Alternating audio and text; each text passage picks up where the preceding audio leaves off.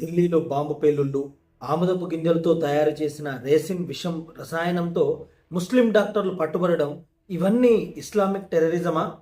మత పిచ్చితోనే జరుగుతున్నాయా లేదా రాజకీయం కొరకు జరుగుతున్నాయా? ఢిల్లీలో పేలిన బాంబు నీ ఇంట్లో పేలకుండా ఉండాలంటే నువ్వేం చేయాలి? మనదాకా రాదులే అనే నీ నిర్లక్ష్యం ఖచ్చితంగా నిన్ను నీ కుటుంబాన్ని తునాతునకలు చేస్తుంది.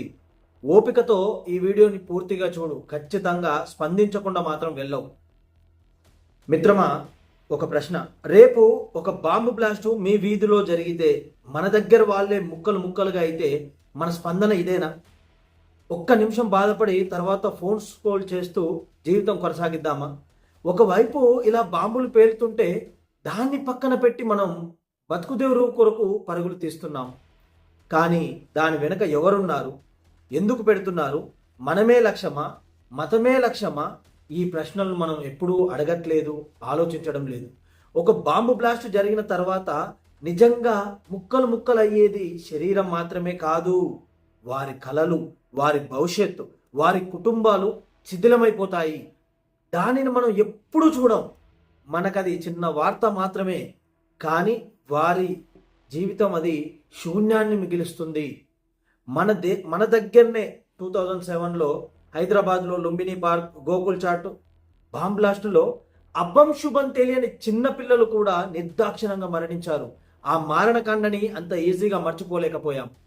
ప్రతి బాంబ్ బ్లాస్ట్ వెనకాల కేవలం మృతదేహాలు కాదు, ఊహించలేని ఆర్తనాదంతో కూడిన వేదన ఉంటుంది. ప్రస్తుత పరిస్థితులను అర్థం చేసుకోవాలంటే మనం కొద్దిసేపు చరిత్రలోకి వెళ్దాం. బ్రిటిష్ వాళ్ళు భారతదేశాన్ని దోచుకొని వెళ్ళేటప్పుడు చివరిగా మనకిచ్చిన బహుమతి విభజించడం. ఈ నేలని 3 ముక్కలుగా చేశారు: బంగ్లాదేశ్, పాకిస్తాన్, భారత్. ఇది కేవలం పటం మీద గీసిన గీత కాదు, కోటి మంది రక్తంతో తడిసితే వచ్చిన గీత. సుమారు 10 నుంచి 15 లక్షల మంది చనిపోయారు. కూలిపోయిన ఇండ్లు, నాశనమైన జీవితాలు ఎన్నో.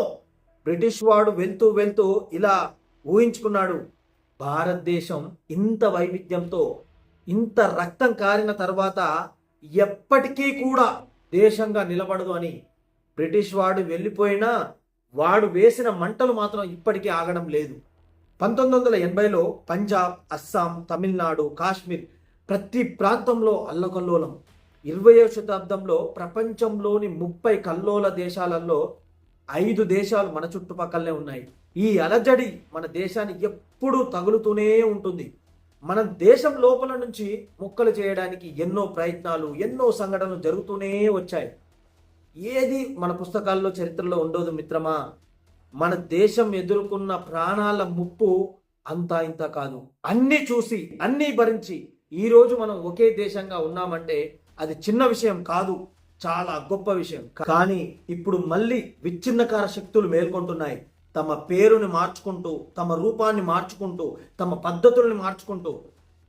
4 రోజులకి నవంబర్ 10వ తారీఖున ఢిల్లీలో జరిగిన బాంబ్ బ్లాస్ట్ చూడండి. సినిమాలో చూసినట్టుగా కాదు, మనుషులు ముక్కలవ్వడం, శరీరాలు ఎగరడం, ఇదొక క్రూరమైన వాస్తవం. కష్టమైన విషయం ఏంటంటే మన ప్రజలు దీన్ని అర్థం చేసుకోవట్లేదు. సమాజం స్పందించకపోవడం అతిపెద్ద సమస్యగా మారిపోయింది. ఈ దేశం మీద దాడి జరిగినా మనం స్పందించలేని వాళ్ళమైపోయాము. సోకాల్డ్ సెక్యులర్లు అని చెప్పుకునే వాళ్ళు, సాధారణ ప్రజలు ఇటువంటి ఇస్లామిక్ టెర్రరిజానికి వ్యతిరేకంగా పోస్టులు పెట్టరు, కనీసం స్పందించే గుణాన్ని కూడా అలవర్చుకోవడం లేదు. మతం మారణహోమాన్ని సృష్టిస్తుంటే స్పందించలేనంత నిద్రావస్థలో మనుషులుగా మిగిలిపోతున్నారు. ఇలా అని దేనికి స్పందించరా అంటే అలా కాదు. భారతదేశంలో కులాల ప్రాతిపదికన విడగొట్టడానికి అవకాశం ఉండే ప్రతి చోట ఖచ్చితంగా స్పందిస్తారు. ఇలా కొన్నిటికే స్పందించడం, వాళ్ళకి నచ్చిన వాటికే స్పందించడం, తమ ఐడియాలజీ, తమ పార్టీ, తమ మతానికి సంబంధించిన వాటికి మాత్రమే స్పందిస్తారు. బాంబ్ బ్లాస్ట్లో చనిపోయిన వ్యక్తుల కొరకు, చిన్నపిల్లల కొరకు మాత్రం స్పందించరు. నా దృష్టిలో ఇలా స్పందించకపోవడమే అన్నిటికన్నా పెద్ద ప్రమాదం. ఒక బాంబ్ బ్లాస్టు అకస్మాత్తుగా జరగదు. దాని వెనకాల భావజాలం ఉంటుంది, ద్వేషం ఉంటుంది, అంతర్గత మద్దతు ఉంటుంది. హైదరాబాద్, గోకుల్ చాట్, లుంబిని పార్క్ బాంబ్ బ్లాస్టులు వంటి వాటిని సరిగ్గా గమనించండి. అక్కడ ఉన్న వాళ్ళు దొంగలు కాదు, దోషులు కాదు.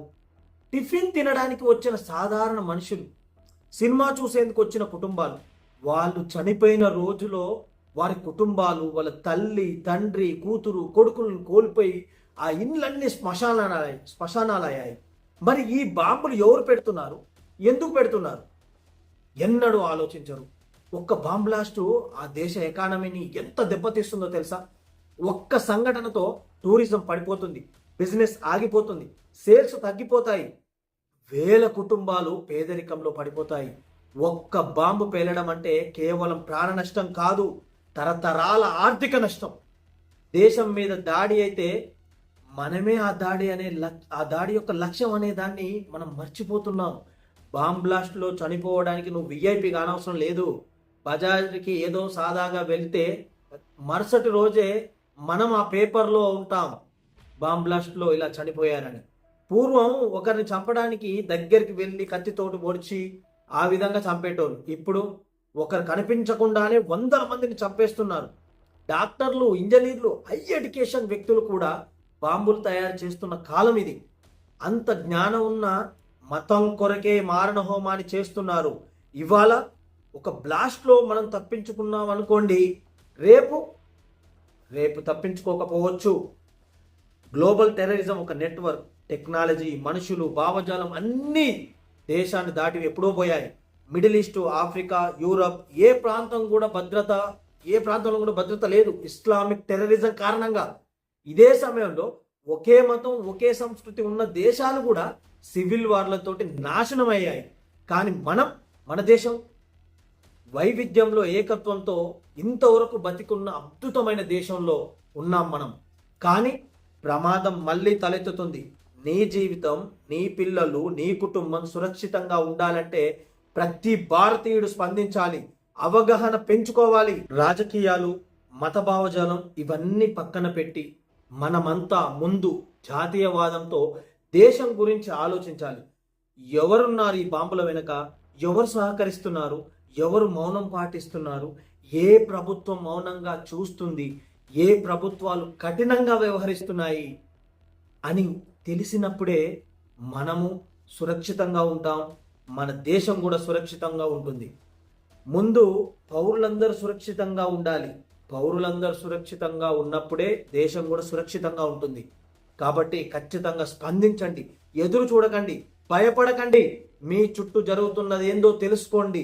మిత్రులారా, గుర్తుపెట్టుకోండి, దేశం మీద బాంబు పడితే ఆ దెబ్బ మన ఇంటికే వస్తుంది. మనమే లక్ష్యం, మన పిల్లలే లక్ష్యం.